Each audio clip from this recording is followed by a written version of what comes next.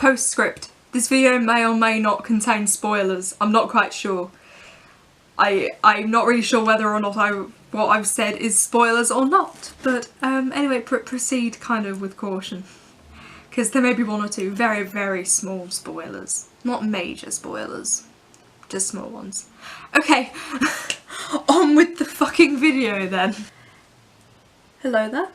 So I'm doing my review here of 666 or 666 Charing Cross Road by Paul Magrs.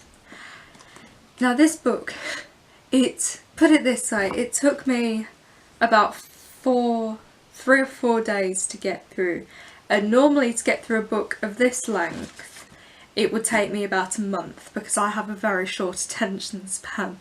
Now I just did not want to put this book down. It was really, really kind of intense, but it was so funny as well. So it would be like, because it's kind of a horror, but it's kind of a, you know, it's kind of a comedy as well. So you'd be absolutely terrified one moment, and the next minute you'd be laughing at something. It's just wonderful. Basically, so the story, it's primarily set in New York City, and there's a woman named Liza, and she kind of reads books kind of to be published. I believe that's kind of her job. I can't really quite remember, but that's kind of her job. It's kind of important to the story, but it kind of isn't. Then she receives this letter from a bookshop. That's my phone. In London, and it is 66B Charing Cross Road, as they like to so correct her, because she wrote it down as 666 Charing Cross Road. It's also worth noting that the woman's name is Elizabeth Bathory. It's of course, you know, literary reference. So that was quite clever. And then there's her niece, Shelley, and she's working at the Museum of Outsider Art, and her boss is this posh English bloke named Daniel. And now just a few words about Daniel here. He is selfish, he is egotistical, he is an asshole, he is manipulative, he's abusive, but I still really liked him, and I found that disturbing because it made me realise how, you know, because I mean I know a few people who have been in like abusive situations and stuff, and it made me realise how they could see those people in a positive light, because, you know, as well as being all those things, he has the English charm, and he has a sob story, and he's handsome as well, and you just find yourself thinking, oh well really, and then, you know, you snap out of it because you realise you're being shallow. But it makes you realise how easy it is for people to love their abusers, and it's quite disturbing really when you think about it. So anyway, so back to what happens in the story. So she receives like a letter from them because she showed interest in this book. So she receives that, and then she receives some books with it. And with it, there's this, I don't know how to pronounce this word, a grimoire? I don't know, it's like a book of like the occult, and it's really little and leather bound. I think it was leather bound anyway, that's how I pictured it in my head anyway. And it's got 50 pages in the centre, bound together with what appears to be blood. So anyway, so Shelley and Daniel, they somehow sort of hear about this book, and Daniel was like, I need to have that book. So well, he sees it and he's like, can I have it? And of course Liza's like, no, you can't have it. So what he ends up doing is, when he eventually gets it, because Liza decides that she doesn't want it because it's evil and it's driving her dog mental, he gets it and he starts like studying it, and so he spends ages studying it. He stops going to work and stuff just to study this book completely. And then there's two other characters, and Jack works at this bookshop, so that's how he knows Liza, and his boyfriend is called Ricardo.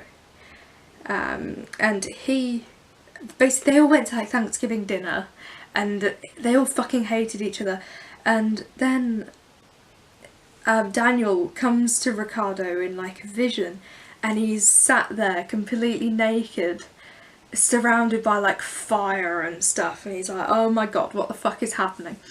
And so he like starts chanting these, he like cuts his hand open, smears himself with blood, starts chanting, starts masturbating, and then at the point of climax, this fucking thing comes out of the book and enters him through his eyes, and then he kind of becomes this kind of vampire demon thing, and he starts recruiting people to his sort of army, and then it spreads to London and stuff. And it's really intense, and among all this there's an effigy that was at the museum, and she's come to life, and so she kind of plays quite an important role in the story, and the whole thing sort of takes Liza, Jack and Shelley to London, where Daniel's still recruiting to his vampire army, and it's just all very, very intense. So about the structure of the book, it's written in a third-person narrative, which I really, really like. I really like third-person narrative stories.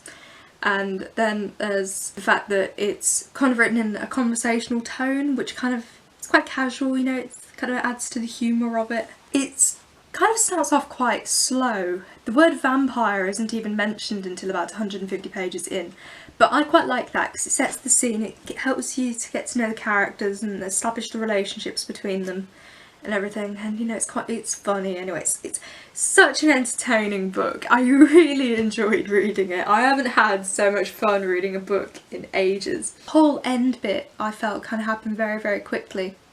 I would have liked to read more about what happened towards the end, but I could read literally a 1,000 page book, a 2,000 page book about these characters.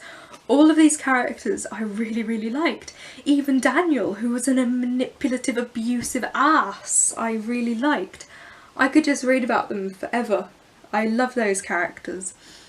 I'm really sad that I'm going to take this book back to the library this afternoon because I loved reading this. But, you know, like I said, there are a few flaws, you know, in fact it takes a while to get started, and a few the segments are a bit clunky.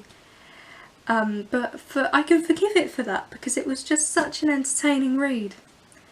There are a few kind of ridiculous parts as well, you know, but I feel like that just adds to the comedy of it. The fact that it turns out that Elizabeth has dealt with vampires before, you know, and you're like, what? But I don't know, that kind of made me go, what?